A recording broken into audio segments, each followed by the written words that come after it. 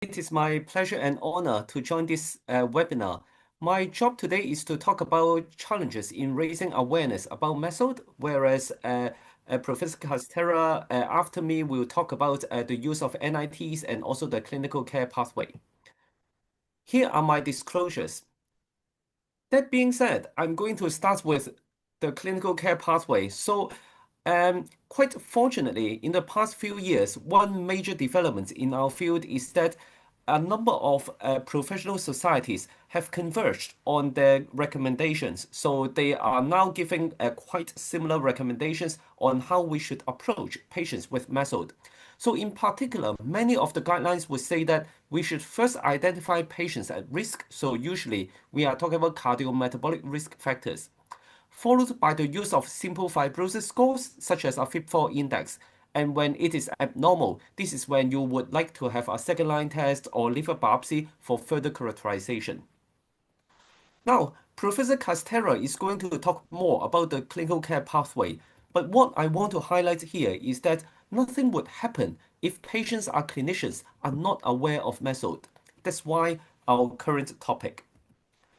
It is also important to recognize that when we talk about awareness, it is not just the patients or physicians outside of our specialty. In fact, there are many stakeholders in the awareness campaign of method, and each of them will have different roles. Now, of course, patients are very important because they are the one who would have a health-seeking behavior. They would have to respond to lifestyle advice and also agree to receive assessment and treatment. And currently, it is fair to say that the overall awareness in this group is rather low. For clinicians outside of hepatology, we need them to identify at-risk patients. We need them to perform first-line tests, and if the tests are abnormal, they need to act on those results and perform further tests or refer the patients to hepatology care. Now, depending on the specialty, the awareness can be variable. So on the whole, I think many would agree that endocrinologists tend to manage multi-system diseases. They have been talking about cardiovascular risk. They look at the kidneys, albuminuria, and therefore they tend to be more receptive to considering liver as another complication of metabolic syndrome. We as hepatologists also need to provide evidence-based assessment and treatment, and we are also responsible for building a multidisciplinary management team. So on outside of the healthcare providers, so we also have policymakers and payers who need to provide us with manpower and monetary resource and promote healthy lifestyle, particularly at the community setting. And finally, the industry, of course, also need to develop new tests and treatment for MASH. Now, when we talk about awareness, it is also not just about what method is. In fact, there is more nuances than that.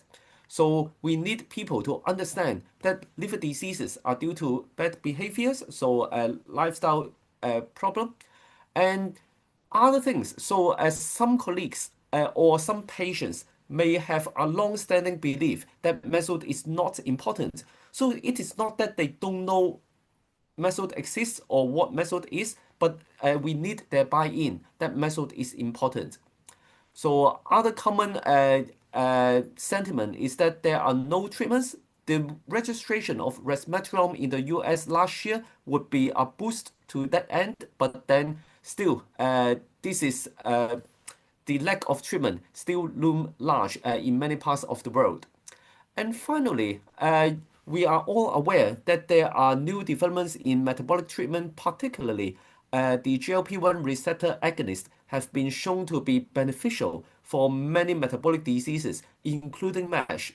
But then there would be another consideration. So some colleagues may think that if the treatment for method are the same as the treatment for other metabolic diseases, then the role of the diagnosis of method can be somewhat unclear. So these are all questions we need to answer in order to raise the awareness.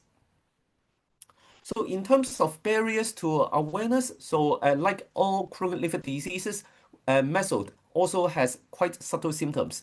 Although if you carefully record the patient-reported outcomes, like what Professor Yunosi has been doing for decades, so you would realize that patients with mesoth are actually symptomatic. So they are more tired, they have malaise, fatigue, and they also have higher pruritus than patients without mesoth.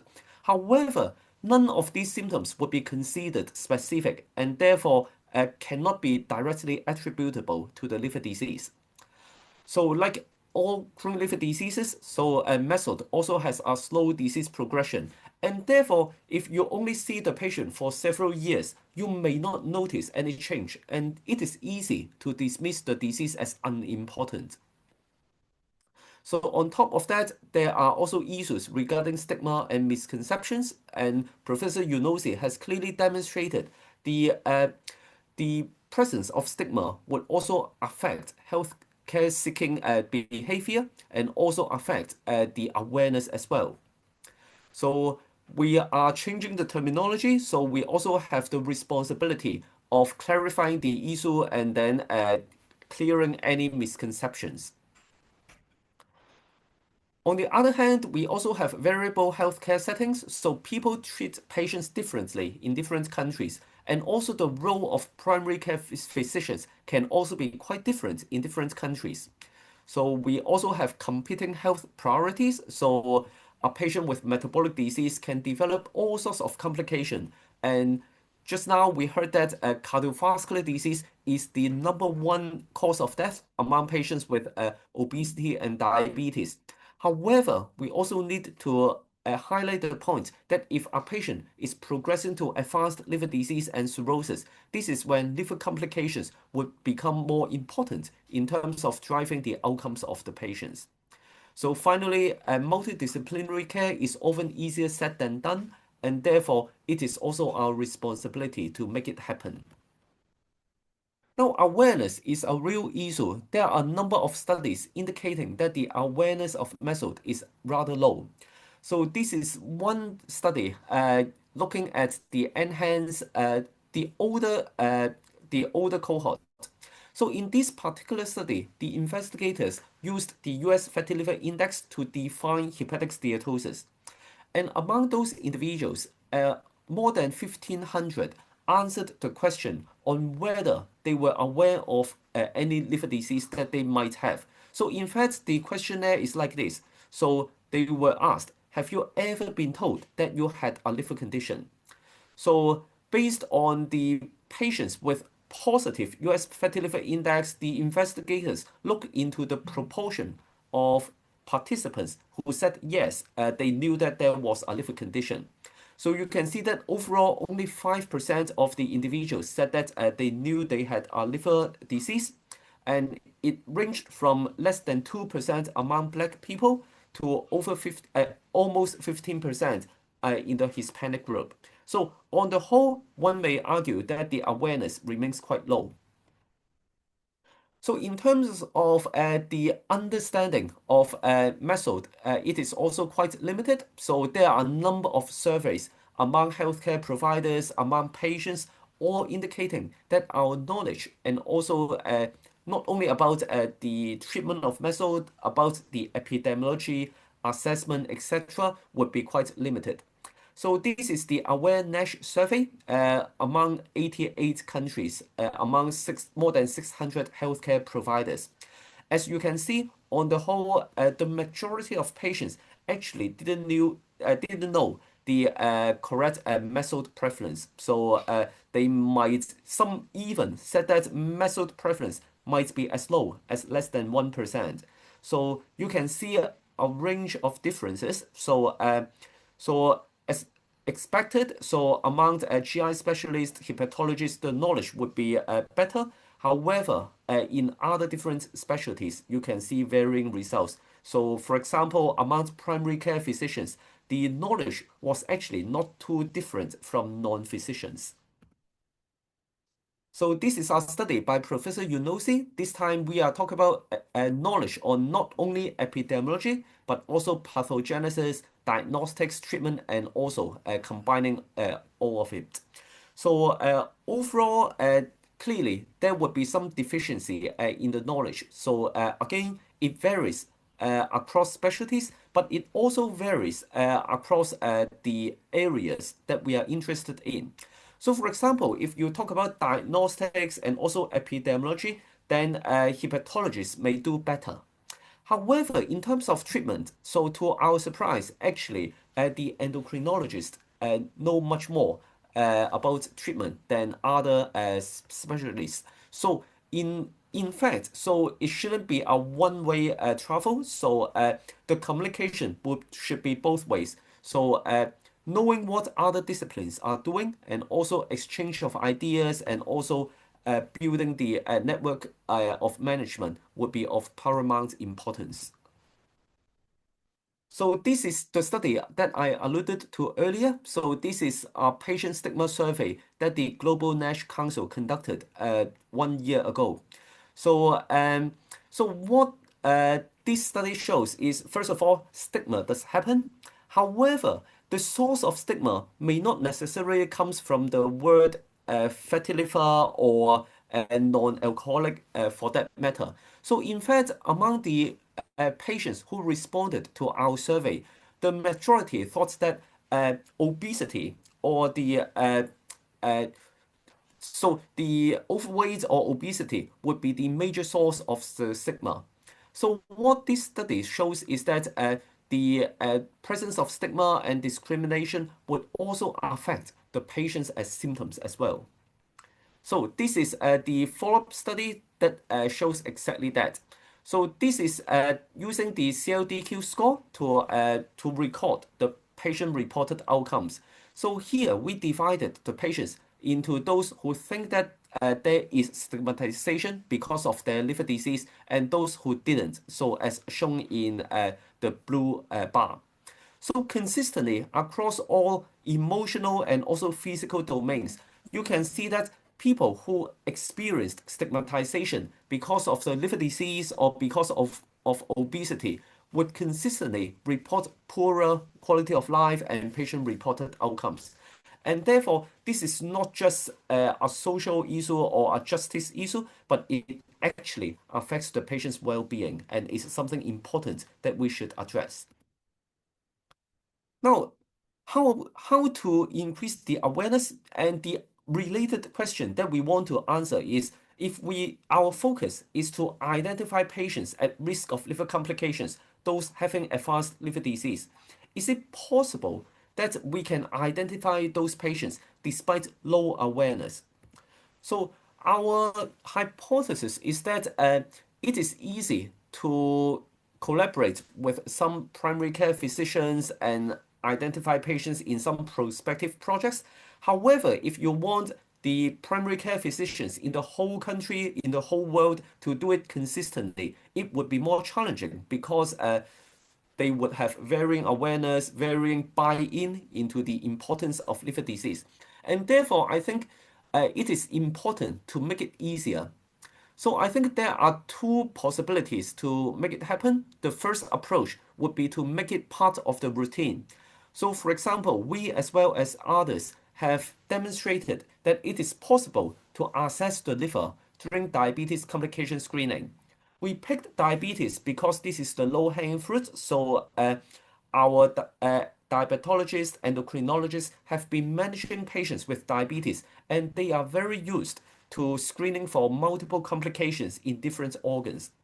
So at that time, we put our FibroScan machine at our complication screening center. So when the patient came in for eye examination for the assessment of albuminuria peripheral neuropathy, we also had a FibroScan examination.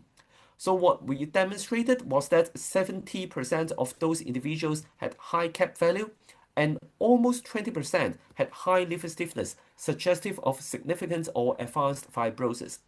So in other words, one may even argue that the number needed to screen to find one patient with MESOD is only 1.4, and the number needed to screen to identify one case of advanced fibrosis is only 5 to 6. So this is a very worthwhile.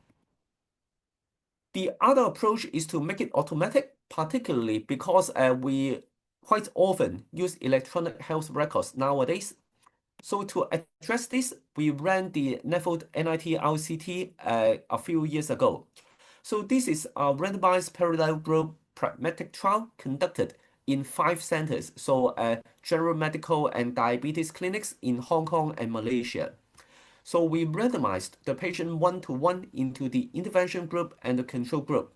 And the primary outcome is appropriate management. So in other words, for patients with abnormal fibrosis scores, so like FIB4, uh, the correct management should be to arrange a second-line test or to refer the patient to a hepatologist within 1 year after the test.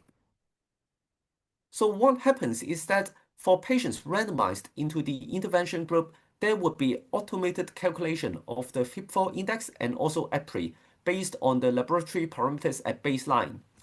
If either or both of the fibrosis scores were abnormal, a reminder message would pop up every time a clinician logged into the computer management system in the next 1 year. So for example, what is shown here is that if the FIB4 index is abnormal, the clinician would see that the patient has abnormal FIB4. There would also be a recommendation statement. So please consider referring to the patient to the hepatology clinic or arranging further tests such as FibroScan. It was a positive study, so we demonstrated that by doing this kind of automated reminder and also calculation of FIB4, you can increase the proportion of patients with appropriate care from 3% in the control group to 33% in the intervention group. So a tenfold increase, and of course the difference was highly significant.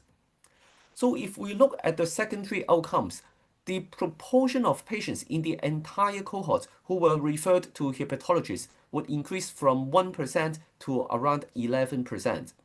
So one big worry is that some patients with a normal fibrosis scores might still be referred, and one may also worry that if you screen more patients, you are going to have more referrals. But our study indicates that this is actually not the case, so this is overstated. In fact, in both groups, very few patients with low fibrosis score got referred to the hepatology clinic. So another thing that we have learned is that among people with abnormal FIB4 index, you can see that only 20% turn out to have an LSM of more than 10, and around 10% in the intervention group had an LSM of more than 15 kilopascal. So because of the duration of follow-up and also the sample size, very few patients would have hepatic decompensation within the 1 year of follow-up, which is understandable. So it is a positive study, but it is imperfect. In fact, we think that we have learned a great deal from this study. So what we found was that automated score calculation and reminder messages could increase case identification, but the number was only 1/3. So meaning that more than half of the patients were still not referred, even when a clinician saw an abnormal result and a reminder message indicating that the FIB4 was abnormal. So at that time, COVID-19 was there, and therefore this might affect our study. But even without COVID, I doubt if we would have close to 100% referral rate. And therefore, education remains important. So we cannot say that with reminder, we don't need to raise awareness. This remains important. So another thing we have to consider is reminder fatigue. So nowadays we receive so many reminders, then clinicians may just close the window without even reading the content. The other key finding is that only 1% of the patients had raised APRI alone, and therefore we can follow the current guidelines, so use FIB4 only. Adding APRI to the clinical care pathway only complicates matters and would not increase our case identification. So we also realized that 30% of our patients with type 2 diabetes would have abnormal FIB4, and therefore the workload would be significant. So we have to ask whether hepatology clinics can handle all those referrals. And I think one of the possible solutions is to open the second line non-invasive test to primary care physicians or specialists in other disciplines. So if we use VCTE, of course, we need to consider how best to arrange those referrals and where to place the machines. However, if the second line test is a blood test, theoretically, we can consider the possibility of reflex testing, meaning that you have a blood test and if FIB4 is abnormal, then automatically you can have the second blood biomarker checked, such as FIB4 or ProC3. The third major finding is that among patients who underwent VCT examination, actually only 20% had LSM more than 10 and 10% had LSM more than 15. And therefore, in fact, the majority of patients with FIB4 more than 1.3 or over 2 among those who were older did not have advanced fibrosis. And this kind of false positive FIB4, first of all, would increase healthcare expense, and secondly, would also cause frustrations among the people who referred the patients to us. Because if they keep referring the patients to you and the majority turn out to have nothing, they will think that the system is not working. So I think the potential solution is again to have the second line test available to primary care, and therefore when they order a fibrosis test, this would be a bundle. This would be the whole package. So when they see the patient next time, they would know whether the patient has advanced fibrosis or not, rather than to refer the patient to a hepatologist only to be told that this patient has nothing. Then, of course, we can also refine FIB4 to have something better as the first line test. So finally, I would like to say that another source of or another hurdle to our awareness among stakeholders is conflicting recommendations. So recently, the Global NASH Council, again led by Professor Yunosi, looked into more than 80 guidelines or guidance documents across the world. So this is an important exercise. At the end of the day, we identified variances among those recommendations, and then the second step would be to conduct a Delphi process. So to ask participants about their knowledge and also their views about different statements. So in fact, we found that although we say that people manage the disease differently in different countries, but at the end of the day, if we provide the evidence and also provide a room for discussion, 100% of the statements in this particular publication could achieve more than 90% agreement. So in fact, even though we treat disease differently, it is possible to align our recommendation and to give less confusing recommendations to our patients and also to clinicians. So to conclude, regarding method awareness, the disease factor are not modifiable, so we have to understand that. But there are many things that we can still do. So we can focus on education to patients, other stakeholders. We have to engage the stakeholders. So we have to build pathways that are workable. So I have demonstrated our work on automatic case identification and recall system. We have to make the test available and also make effective treatment available to our patients and clinicians as well. And with that, I thank you very much.